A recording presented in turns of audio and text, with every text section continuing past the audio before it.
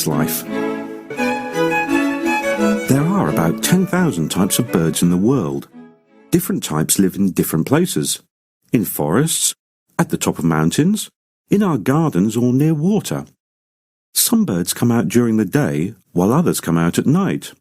Some can fly and others can't, and some, such as penguins, can even swim. Birds have wings, feathers, and a beak. Many of them eat insects, but some eat small animals including fish and other birds. Others eat plants, fruit, and nuts. Birds are really important.